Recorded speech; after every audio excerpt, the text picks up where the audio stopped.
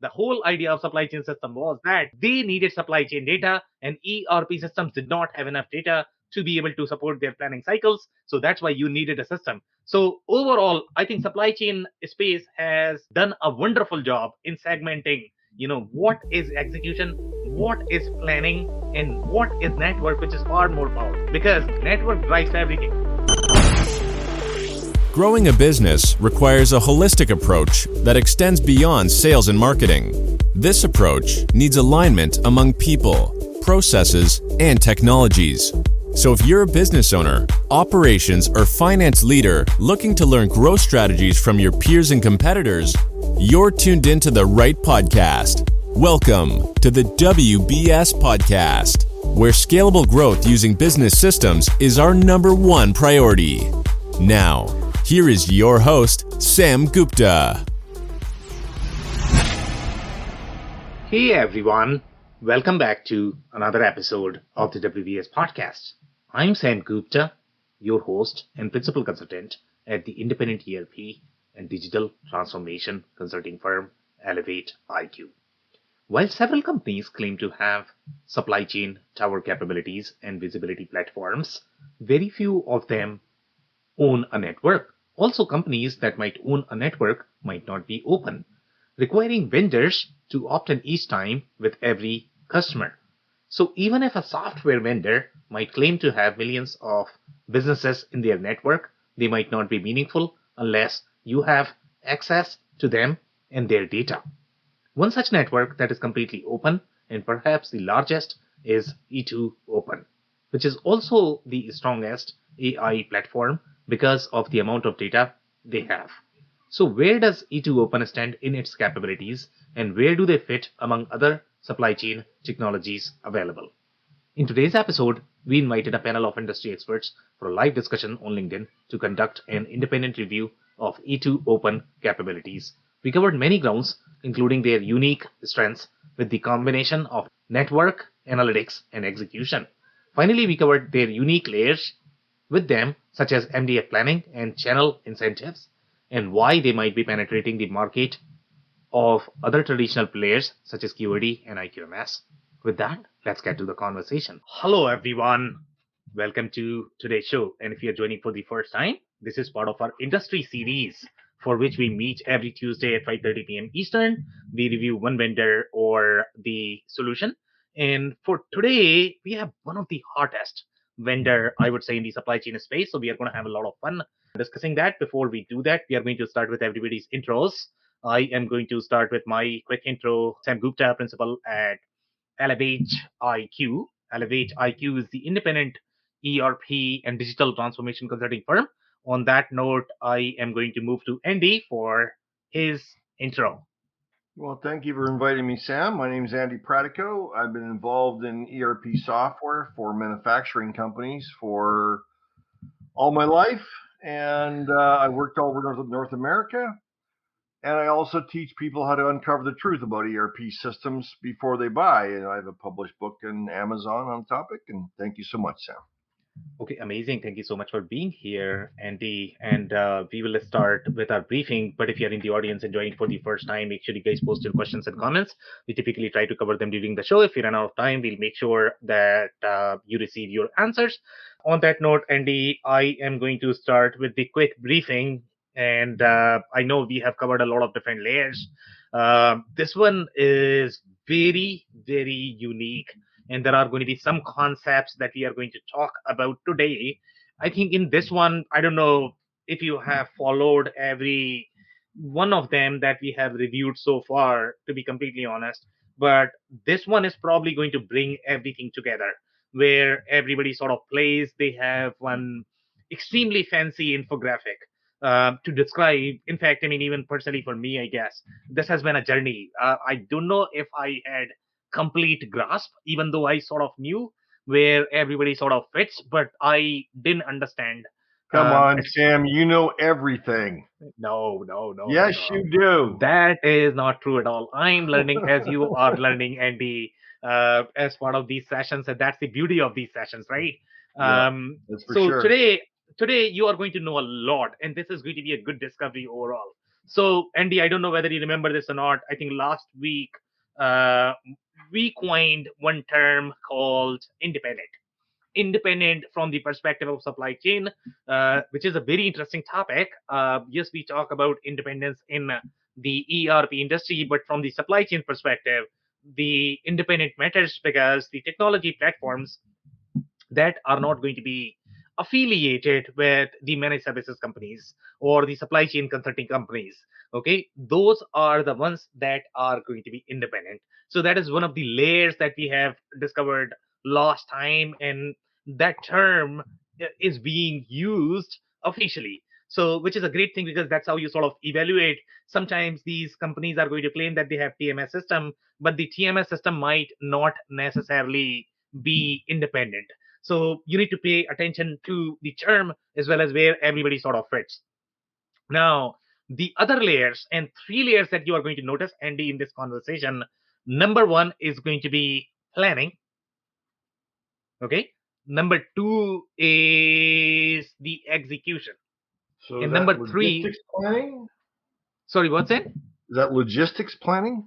So we will talk about that as well. By the way, now today, Andy, I know that you talk all the time about ERP, but I don't know how many people really understand ERP. So we are going to coin a new understanding for even for ERP. Okay. So, and I don't know whether you agree with this or not. Obviously, you can challenge me if you like, but let's talk about those three layers that we were talking about. So we are talking about planning. Number two, execution. Number three is network.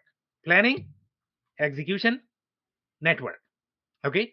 Now, when you look at the WMS layer or TMS layer, I think they have done a wonderful job in segmenting the capabilities. So let's say if you look at the WMS space, and I don't know, Andy, whether you remember, if I recall correctly, I think this was when we had reviewed Logiva.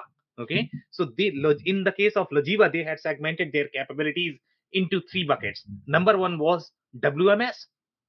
Number two was WES, which is your warehouse execution system. WMS is warehouse management system. And number three was WCS, which is warehouse control system. Okay. The way they segment this is management is more management aspect, meaning managerial layer, the way managers are going to think in the physical world. Okay. Execution is execution, meaning you are literally running, you are. Okay. The control is that robotic arm from the warehouse perspective. Now this concept exists in the case of, let's say if you talk about MES. Okay. MES, they had always said that, you know what, MES is the execution system, it's the manufacturing execution system. I don't know if they have something called manufacturing planning system or not, but they had always uh, referred to them as manufacturing execution system. This concept exists in the TMS space as well, and that's how they are segmenting their capabilities into three. Okay, in the case of supply chain. So supply chain, you have the supply chain execution, and then you have the supply chain planning. Now, the funny part with the ERP world is the way ERP, the way people have always positioned ERP as enterprise resource planning. Do you agree with me, Andy? That's And what you the have acronym stands for. Yep. so so technically when you do enterprise resource planning, technically ERP is supposed to be doing planning, right? Because that's what is the name. But ERP has always meant to be more of the execution component.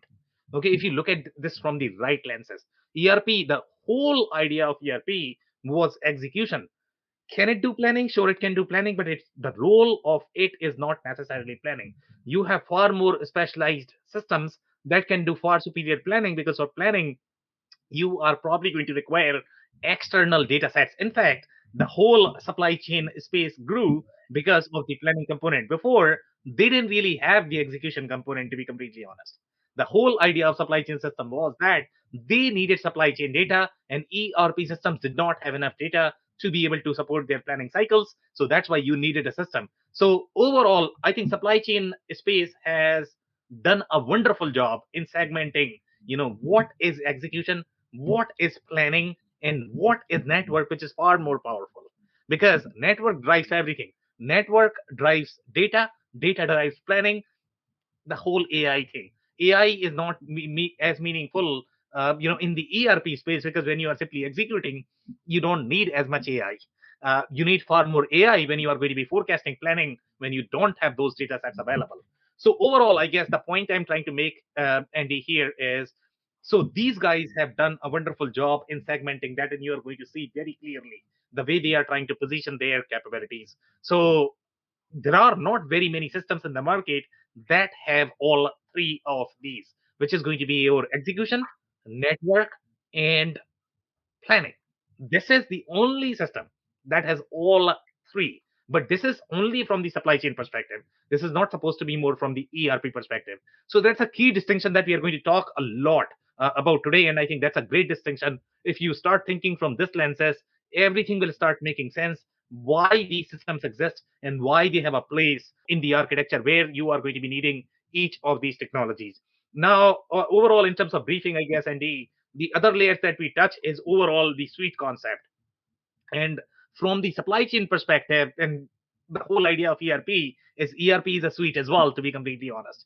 Okay, I don't know how many people really understand what suite means, but you are buying these systems as part of suite, as opposed to buying them independently. So here, when we talk about supply chain suite, so we have seen a lot of different layers. So WMS, TMS, OMS, SNOP, these are all buckets and the components of that suite from the supply chain perspective.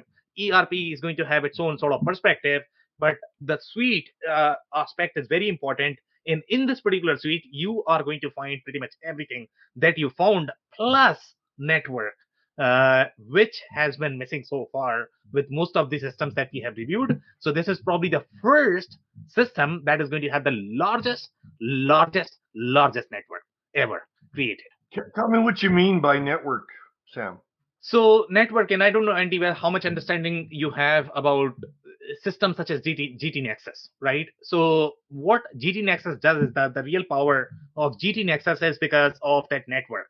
Okay, so the way network works is, so let's say if you are a manufacturer, right, Andy? So manufacturer is going to be working with a lot of different suppliers. So you have your own suppliers, but you are going to be shopping around for suppliers. So if you combine all of these suppliers, not only from the manufacturing perspective, but also from the transportation perspective, that's where you get the real data, as well as the supply chain visibility, because you need to understand, okay, where your shipment is going from one hub to the next, to be able to have that control tower capabilities, to be able to have that visibility. So the network is the whole supply chain that is going to be part of the network. Not many companies have that. Some people are utilizing data from companies like E2Open, and that's how they are getting the network.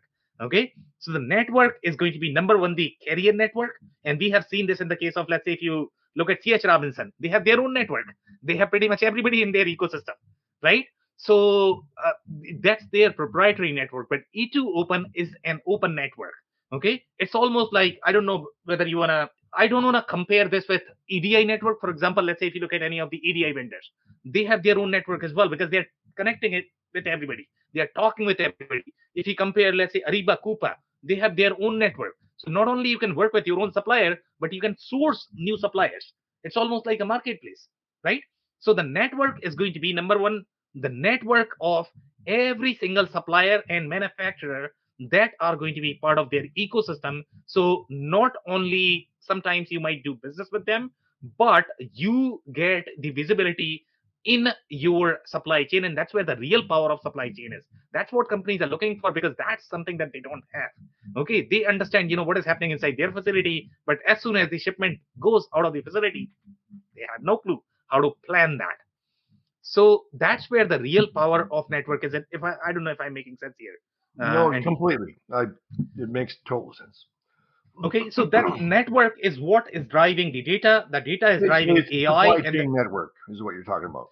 It's the external supply chain network where every single player that is going to be part of supply chain is part of that network. Right. Now, every single partner or player is probably not going to be part of network, but I mean, the more you are going to get, the more power you get in your network, right? So sometimes you get the real company that is going to be part of your network. Sometimes you simply get data, and both of them are equally beneficial. because once you have somebody in your network, you have their data as well, depending upon how the relationship is set up. But for the most part, uh, you will definitely have at least access to data. And sometimes these guys have access to data, sometimes they have as part of their network. Now, the other question that you are going to have is E2 Open. The reason why it is called E2 Open, because E2 Open is an open network. Okay. And the way open and closed networks work is, so for example, let's say, Andy, I'm the manufacturer or you are the manufacturer. Okay. And I need to communicate with my supplier. What are my options? I'm probably going to hire somebody like ADI vendor. That's how I'm going to be communicating, right? Let's say if I need to send their, I have my ERP system, my supplier has their own ERP system. Now these ERP systems need to connect. How do you talk? Okay, you are going to have either EDI, you are going to create some sort of portal, and that's how you are going to talk, right? Now, let's say if you don't want to do that. So some of these systems, what they have done is, since you both are already part of the network, so you simply need to flip the switch. As soon as you flip the switch, then you are sort of connected. So you don't have to do any additional work. And that's how most of the, let's say, if you look at any of these shipping carriers, they have a lot of carriers in as part of their platform. So they simply flip the switch. So for example, let's say if I'm the manufacturer or distributor, I need to talk to Costco, Walmart. I have, let's say, 300 different customers. The only thing I need to do is the trading partner setup.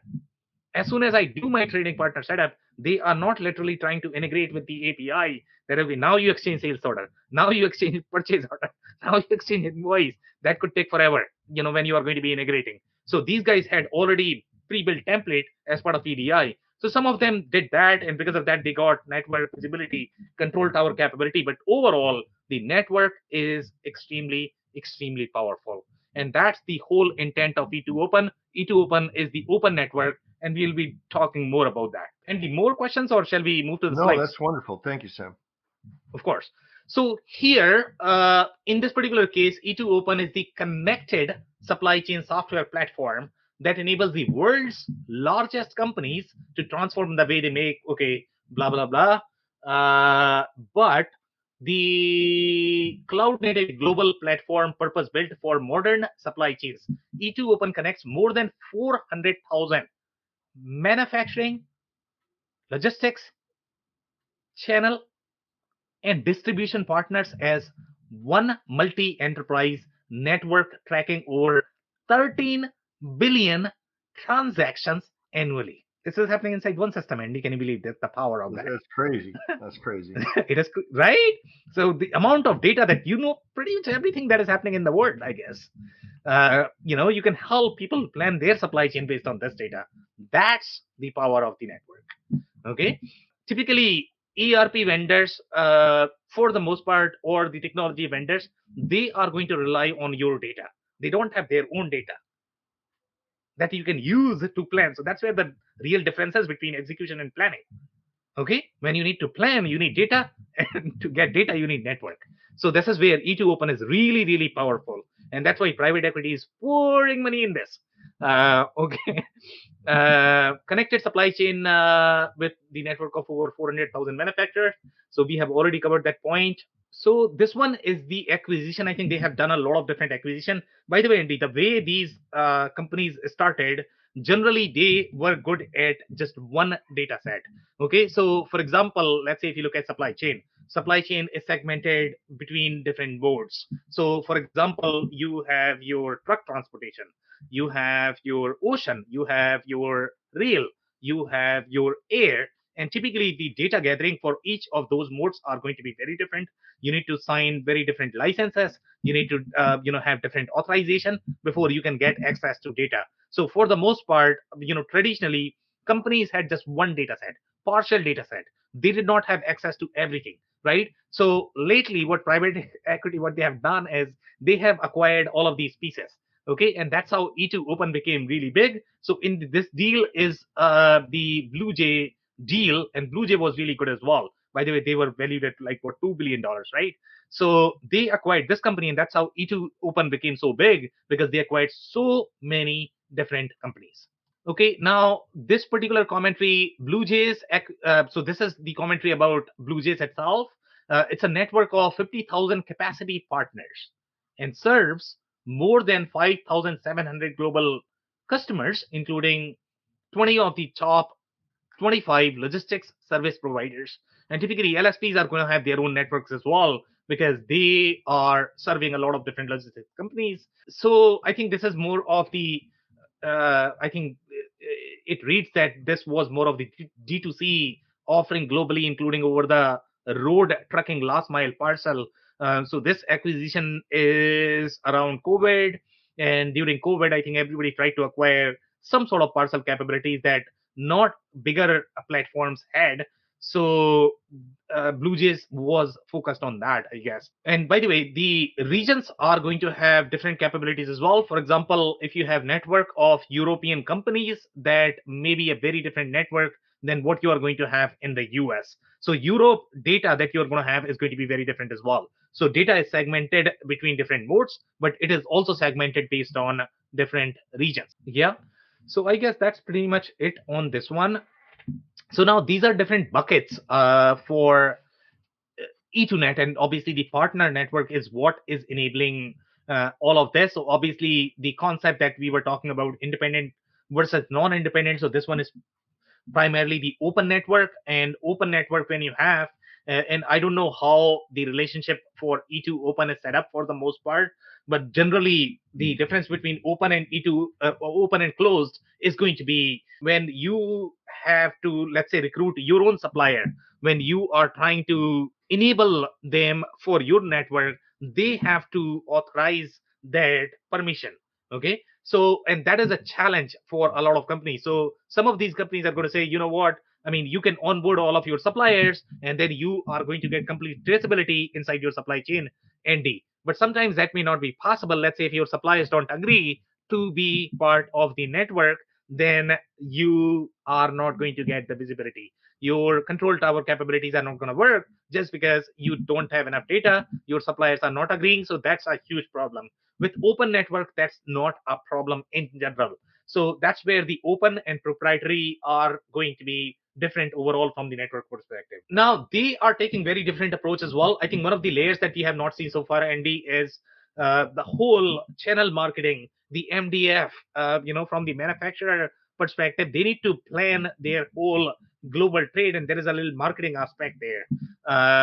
Because you need to plan for your MDF, you need to plan your capacity. You are doing joint forecasting, you are doing joint development, you are doing joint marketing programs. All of that for large companies need to be planned. If you're talking about $5 million company in revenue, yeah, not a lot going on. But when you talk about $50 billion company, it's a different case, right? So these are very, very, very large company, and they have to plan these initiatives. So here, I think they have segmented this into 5 different buckets: demand, planning, global trade, logistics, and supply, which is slightly different from the other platforms, the way they would like to define. So here, from the demand perspective, by the way, the perspective that E2 Open takes is going to be slightly more manufacturing perspective. So this is going to be very similar to the way your platforms like Infor Nexus is going to be positioned. So they are probably attacking similar market because in with these platforms, the perspective is really important. Whether you are talking about more from the 3PL perspective, from the transportation perspective, or are you talking more from the manufacturer perspective? So E2 Open for the most part targets automotive suppliers because that's where your joint planning forecasting is going to be really handy. So this is a very, very, very similar market as your Enforce market, and the Infor, QAD, IQMS, all of these companies, just because the joint collaboration, joint forecasting is going to be super critical in these market patches. So here, the demand, they are saying manage partners, incentive programs, channel inventory, retail promotions with decision grade data. Decision grade data is super, super, super interesting concept. Even if people talk that, you know what, they can do supply chain traceability, they can do AI, but when you talk about decision grade data, you need the power of network. The only reason why E2 Open is going to be stronger with their forecasting, and we are talking about forecasting of ETAs when you are going to have so many different variables. ETA of your entire supply chain, can you believe this? We are talking about that forecasting. For that, you need a lot of data, and that's where E2 Open really shines. So here we are talking about managed partners, incentive programs, channel inventory, retail promotions. Now, the planning, scenario-based planning, that's very common across most of the supply chain planning platforms. I don't have anything else here. Cross-border transactions, that's a very Infor-LN centric concept, just because you have a lot of global trade included as part of that solution as well. Any of the larger ones that do any sort of global trade, that is going to be your SAP of the world, Oracles of the world, they are probably going to have global trade capabilities more from the execution perspective. The execution aspect of global trade is very different from your planning aspect. Here, we are looking at both because these guys can do both. Okay, any comments, Andy? Okay, so here overall in terms of their technology segmentation or the industry segmentation, if you look at, so percentage total customer count by industry, so they have technology which is probably 12%, transportation which is very common, especially when you look at the segmentation of any of the supply chain suite or the platform. So these are very supply chain centric industries in general. So technology, transportation, consumer, as well as industrial, that is probably 80% right here. The main difference between this versus the other platforms that we have reviewed is, number one, they are targeting technology, and even technology has very, very complex supply chain. When you talk about, companies like Microsoft, companies like Dell, they are utilizing this to track their global supply chain. Then you have transportation, that is going to be your 3PL centric companies, trucking companies. So that's their market share. And then you have the consumer as well as industrial. Industrial is not as common, but that is definitely their target market for the most part. uh, Consumer includes a lot of retail companies as well, which is very similar target market as your Blue Yonder, Manhattan, and typically these guys are going to be installed alongside your SAP Oracle. That's their sweet spot. So SAP Oracle are going to provide the execution component more from the ERP perspective. Sometimes they might provide the execution component more from the WMS TMS perspective, but these guys are going to be mainly used for their planning, the supply chain traceability control tower and the network. Okay, so depending upon the architecture, I guess companies might use both. Sometimes they are going to host everything related to supply chain in this, and then SAP Oracle, they are going to be used more as the general ledger and financial reporting software. So depending upon the architecture, depending upon the industry, depending upon the business model and transactions. The industrial includes aerospace and defense, which has decent share, and automotive, and these are very similar industries as your Infor-LN. This is also QAD does not target aerospace and defense, automotive for the most part. So this is very Infor-LN centric market where supply chain planning is going to be super heavy. Now, if you look at their journey, how they have evolved overall, and this has happened in last 4 or 5 years, to be completely honest. Okay, so in 2016 they were more CPG demand sensing. 2015 new management team, new direction, right? 2016 CPG demand sensing, retail demand signal repositories. That's how they started. They were really into that CPG space, and then they got into sales and operations planning, indirect sales channel visibility. So they were doing that early on, I guess. And then sales channel performance, that was their sweet spot. By the way, these guys are also in the Salesforce ecosystem, because some of the things that they are going to provide, especially when you are going to have a lot of suppliers and you have very tight relationship with them in terms of doing joint marketing programs, joint channel programs, it becomes very hard to host all of this inside CRM, and that's why these guys collaborate with Salesforce a lot as well. Then you have 2018 is where they got the real execution capabilities, which is your cloud-based TMS. They also got Ocean Data, Ocean Shipping Network. Before that, they didn't have that. They were primarily a planning engine. Then 2019 they got channel marketing automation. Now, how do you draw the boundary between your marketing and supply chain? Now, marketing and supply chain, they are also very tight, and they are close together, especially when you talk about the channel forecasting, channel marketing spend planning. It gets very, very, very deep the way that planning works. And that's where, like, sales, if you look at sales and operations planning, I don't know whether that is more of a sales function or operations function. Most people are going to think that that's probably operations, but it has a lot of sales and marketing component as well. Some people So think it's 50-50. sorry, what's it? Some people think it's 50-50. Exactly. And It's collaboration. yes, and if you look at more from the ERP lenses, I guess, and the ERP was always slightly more operations. I mean, some people are going to claim that they had a little bit of sales. Um, yeah, but I mean, it hardly had any sales, I guess. um, so that's where things are really interesting, because these guys are going deeper into that marketing planning, marketing automation, channel marketing automation. So these are new things for a lot of companies that traditionally were very trade show focused. They might not have done as deep planning, but now, because either data is available, network is available, so they are able to do these things. Then they got global trade network in 2019, 2021, global transportation management. So until 2021, they do not have that capability. And then finally, they got the parcel capabilities as well. That is probably the last thing that most companies got. So this is the multi-carrier e-commerce shipping. So now they have the last mile, etc. So they have a lot of capabilities, one of the broadest capabilities that you are going to find in any supply chain solution out there. Now, this is the slide that I was talking about, and the overall planning, execution, and network. So these are Right. different solutions that we have reviewed so far. So I don't know if you recall any of those. So we have reviewed Blue Yonder, we have reviewed Mm-hmm. Manhattan, Oracle, SAP. So Mm-hmm. they sit in between planning and execution. And the reason why they are sitting between planning and execution is because they are going to have, number one, by the way, this is all from the supply chain perspective. This is not really ERP perspective. So when they say execution, what they mean is WMS and TMS capability. That's what execution means. When they say planning, what that means is your S and OP platform.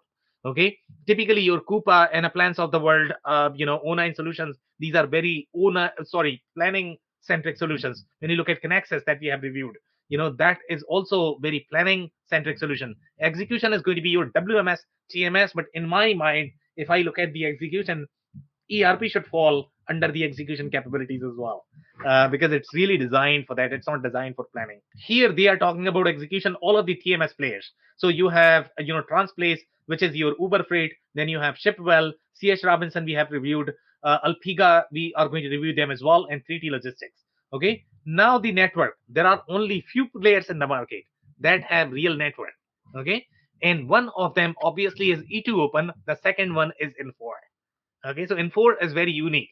Infor does not have the execution component from the TMS perspective. They have the network and they have the planning. And that's what, again, this is the view of GT Nexus. This is not the view of anything else that Infor has in its portfolio. But for the most part, they don't have the execution component, at least from the TMS perspective. Because it's really designed from the manufacturing perspective. And when you look at the overall supply chain, you need to combine all of this. Okay, you need to combine your carrier view, you need to combine your supplier view, both of them. So some companies have half of them because they might be part of that transportation ecosystem. Some companies are going to be part of manufacturing ecosystem, so they are going to have that supplier view. But only few companies such as E2 Open are going to have both of them. But they also rely on, and we are going to review this as well. Okay, the other platforms that we are going to review in the future, that E2 Open also does not have all of the data. They are relying on some of the partners, especially they are weak in the transport data. So they are talking to some of the transport players to get that data, but they are probably going to have most data available, I guess. So now, as part of the network, you have one network, OpenText, you have Pagero, Siemens, and TrueCommerce. And Andy, I think you might recognize TrueCommerce here, I guess, right? Okay, so I don't have anything else here. So now we have some more commentary. So obviously the way they are positioning them as really that SCM suite, and here they are talking about capabilities. So they are saying omni-channel demand sensing, supply planning, global trade management, transportation and logistics, and manufacturing and supply chain management. And we primarily generate revenue from the sale of software, subscription, and professional services.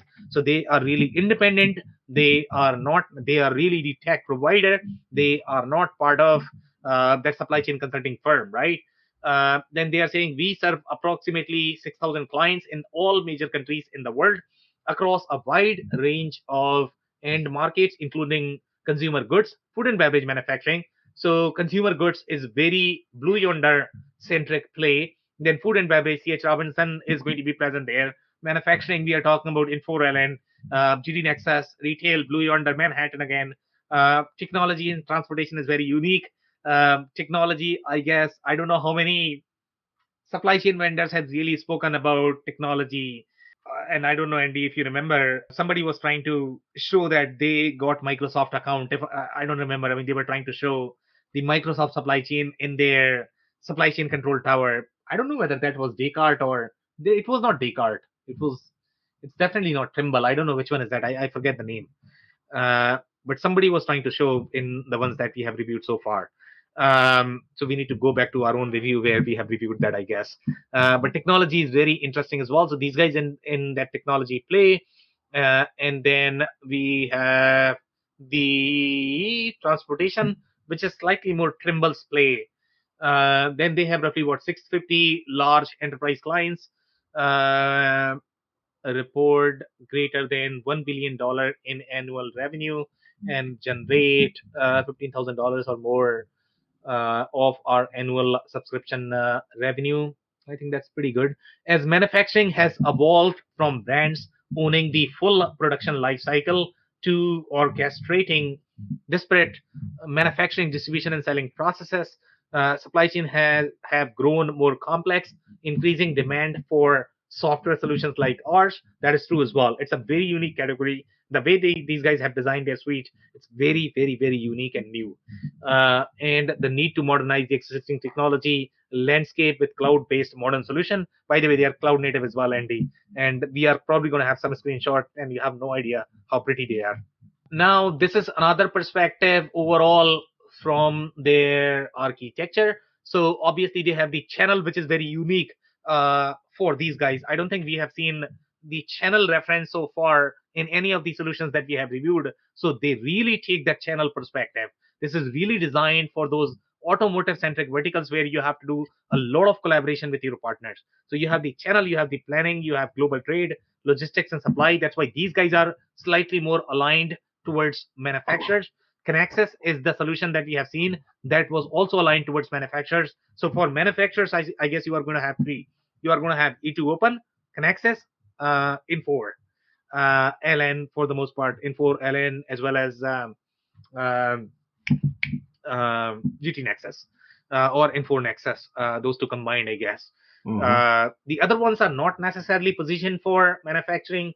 Blue Yonder, Manhattan, all of those are really retail solution. And by the way, for when you look at the supply chain planning, because of data, the industry matters a lot more. The micro vertical matters a lot more because if you have supply chain planning data for retail, that's not going to work for manufacturing. For execution, it might be still okay. The solution that is designed for manufacturing, you might be able to use in retail, not for data, not for supply chain planning solutions in general. So they are very, very, very industry focused in general. But these are different parties, and this is really the multi-party network, right? So in their network, they have customers, they have retailers, they have resellers, they have distributors, and those three are different. Warehouses, you have customs, you have 3PLs, you have freight forwarders, you have transportation companies, you have co-packers. Can you believe this? Okay, internal, external manufacturers, and suppliers. That is how strong the network is. They have pretty much everybody, literally. Okay, so now they have some more commentary here. This is coming from their financial statements. They are a publicly traded company and really big.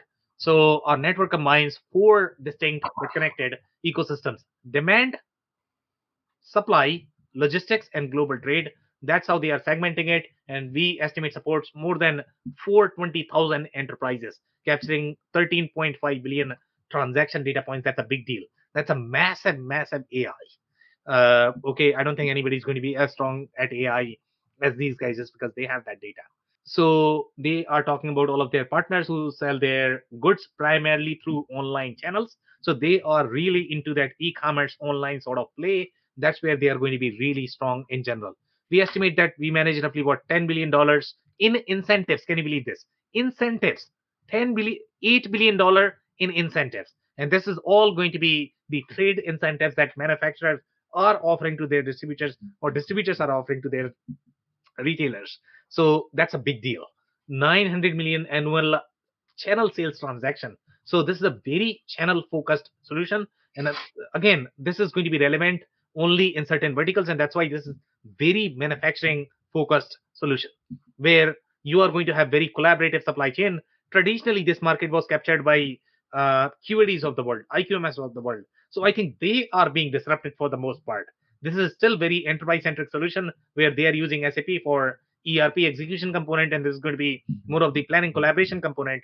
Traditionally, you had QAD, IQMS. So I think the biggest threat, if anybody is going to have in the market, is probably going to be those vendors because they don't have data. These guys have data. Infor at least has the network. So it's a very interesting mix right now. Here they are talking about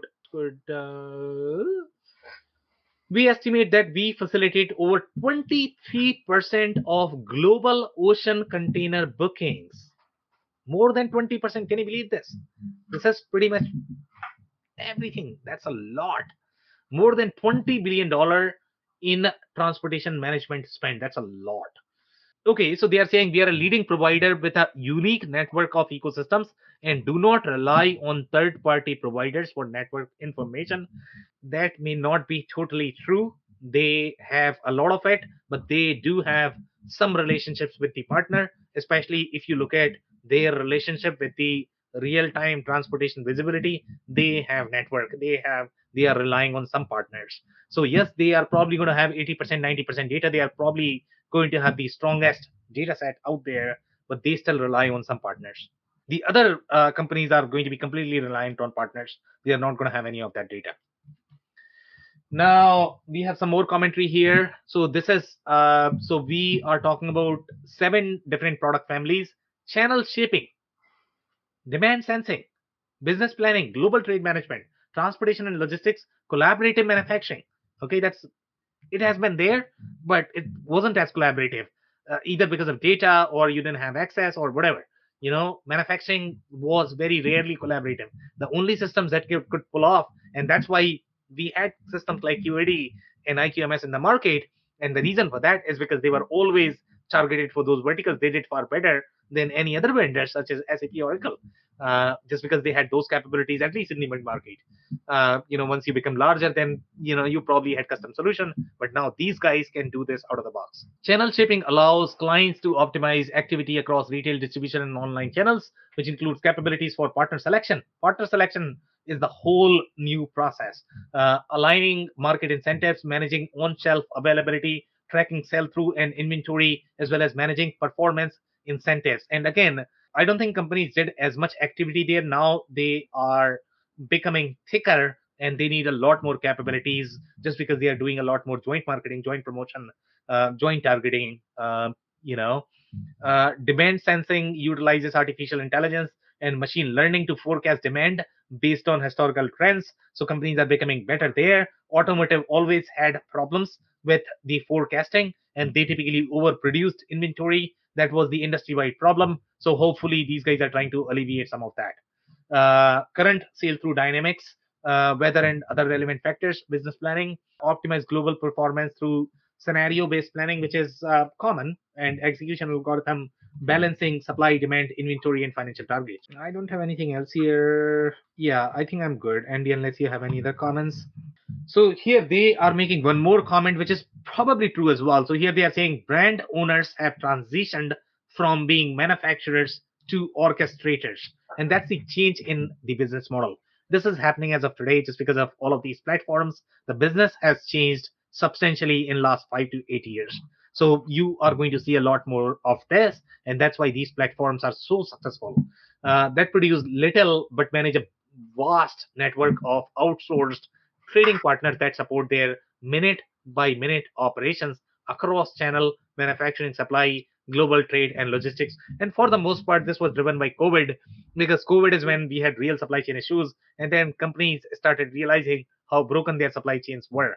So now these platforms are doing wonderful job overall. Manufacturers are increasingly focused on utilizing disparate data to drive more efficient decision making. So that's I think meaningful there as such. Yeah, they are saying many SCM technology solutions have historically had stronger capabilities within the region in which they were initially developed. That is true as well. Most of the supply chain insights, they were very regional focused. They were very mode focused.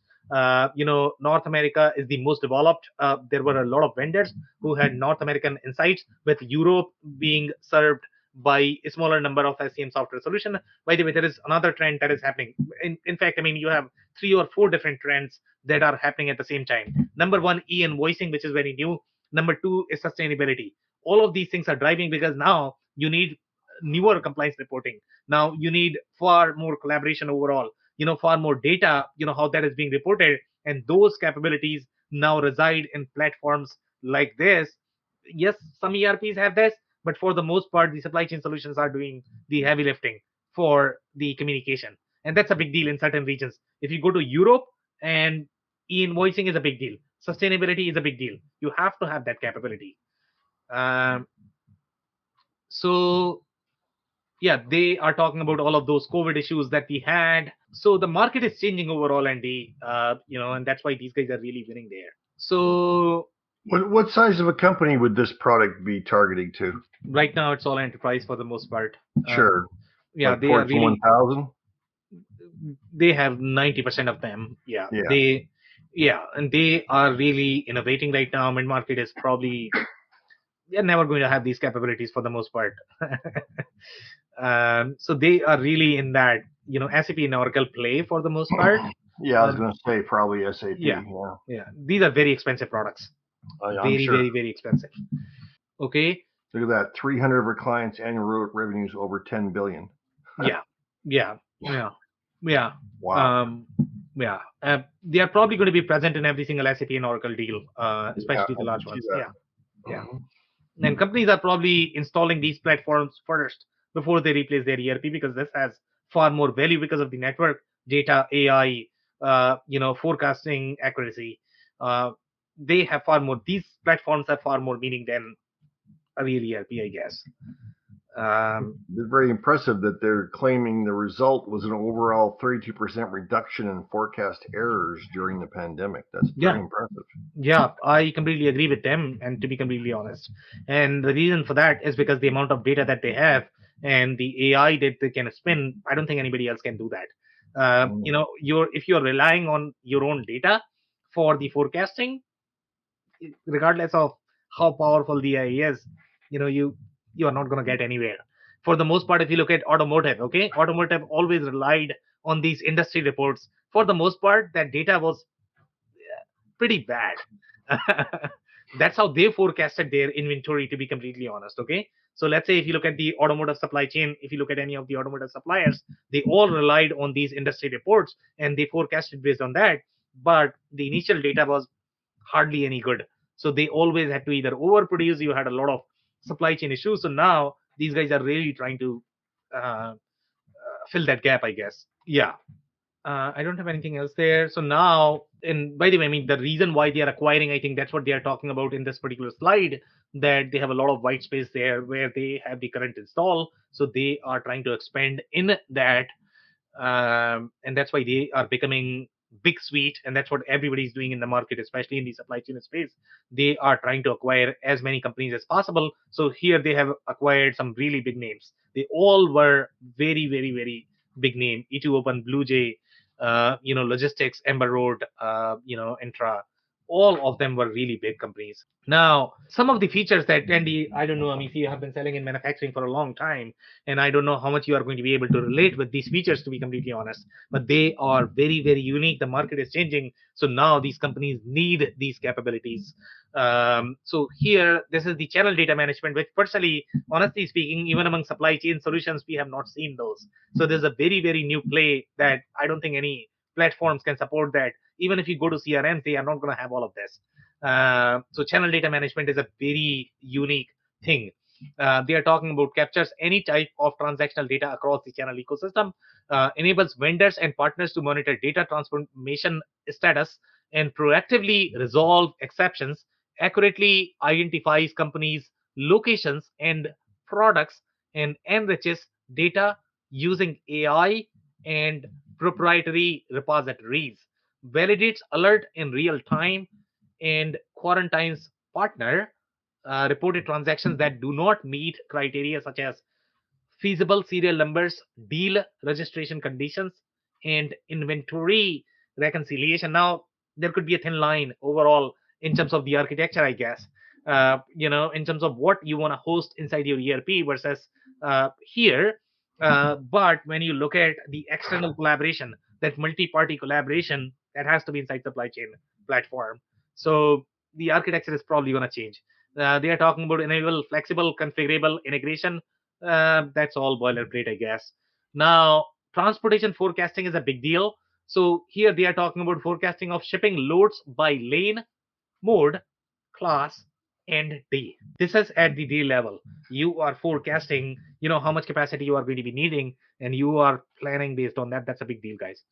Creation of daily inbound and outbound warehouse forecast to ensure adequate capacity.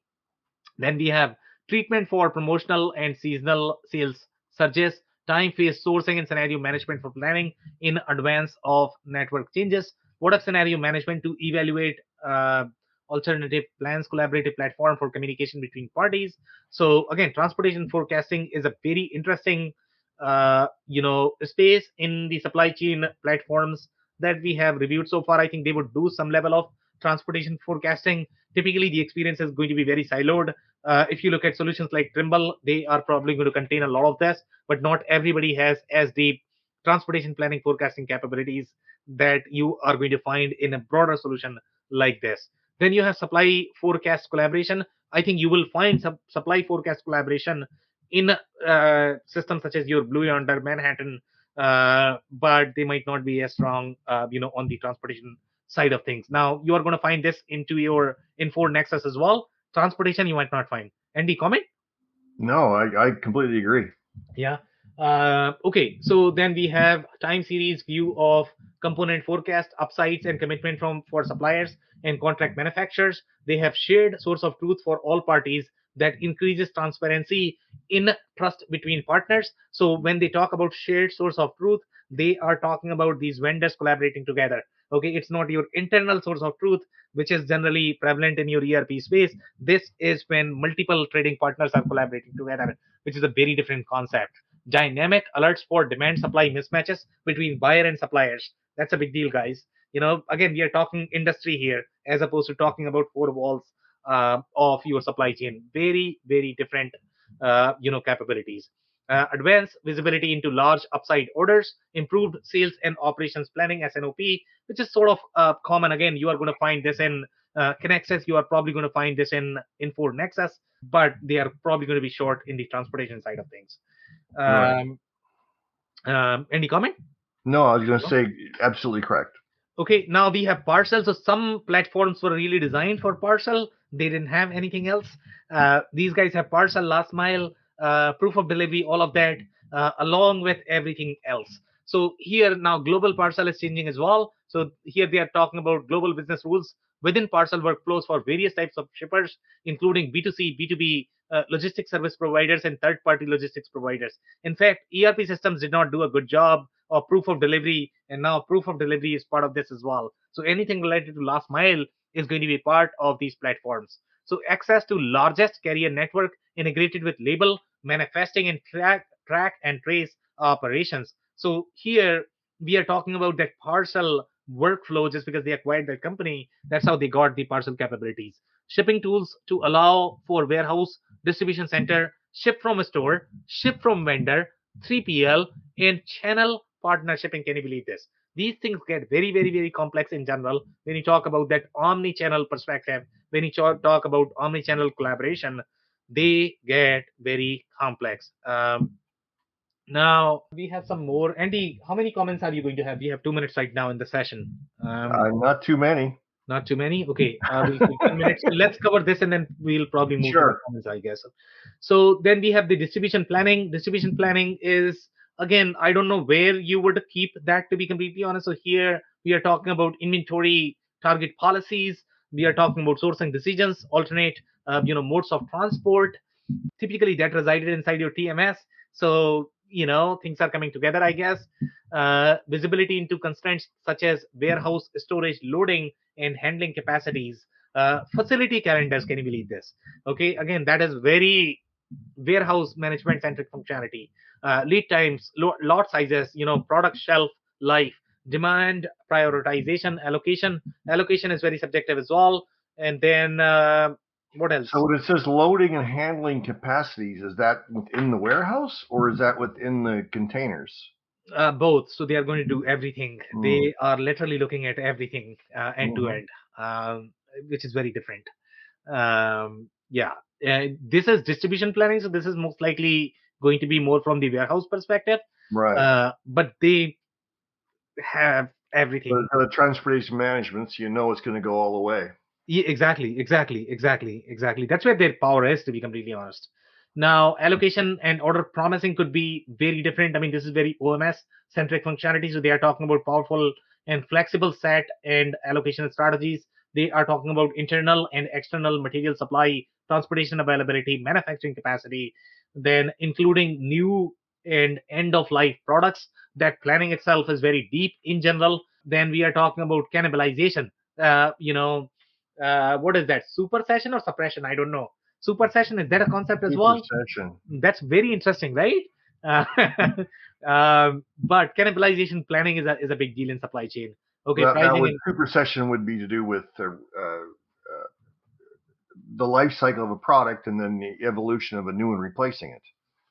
yeah, my take on this would be opposite of cannibalization, I guess. Yeah. Right. I, the word cannibalization, I got to be honest, makes me laugh a little bit, but But that's a real deal in marketing. yeah, Yeah, it's a real cannibalization. Somebody is eating somebody. somebody's Uh, eating somebody else. Yeah. yeah, that's what is happening here, Andy. And you need to plan for that. How many times are you going to be eaten, I guess? Um, okay, consensus planning capabilities to synchronize operational and strategic business function within the SNOP process. Attach rate planning to forecast dependent component demand for configured products. Can you believe this? Okay, so Mm. again, this is very, very deep and very broad. Um, so I think we'll open for comments, Andy. I know we are tight on time. We'll probably do You the know, next session. I'll tell you what. This system is so mind blowing. It's hard to make any comments at all. But what I wanted to say is I'm not sure how many people are on the call today, or how many we usually have, or how many people watch the recordings. But wow, the amount of information that this man to my left or right or whatever he is able to provide for the public. The people that are not attending these sessions are really missing out. Yeah, and I think they are watching on YouTube, Andy.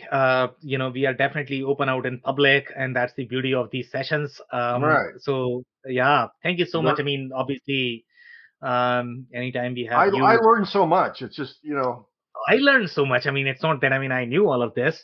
It's yeah, all you're humble though. That's the difference. it's part of research and learning. It's for everyone, I guess, Andy. So again, do you have any more comments before we wrap? No, No. that's it. Thank you. Thank you, Amazing. Sam. Thank you so much, Andy, for your time. And thank you so much, everybody, for dialing in. If you dialed for the first time, this was part of our industry series for which we meet every Tuesday at 5:30 p.m. I know, Andy, you have comments, so you finish off and then I'll wrap.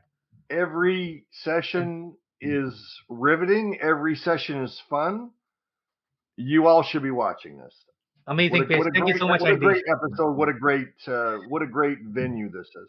It indeed is. It's supposed to be educational, guys. That's what we are trying to do. So again, if you want some more Absolutely. education, make sure you guys are going to be here next week. We are going to come back with another vendor or the solution. On that note, thanks everyone for tuning in tonight.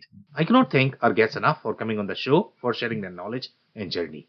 I always pick up learnings from our guests, and hopefully you learned something new today. If you want to learn more about Dave Chrysler, head over to thechrysler.club. It's THECRYSLER.CLUB. If you want to learn more about Andy Pratico, head over to essoft.com. It's ESSOFT.com. Links and more information will also be available in the show notes. Also, don't forget to subscribe and spread the word among folks with similar backgrounds.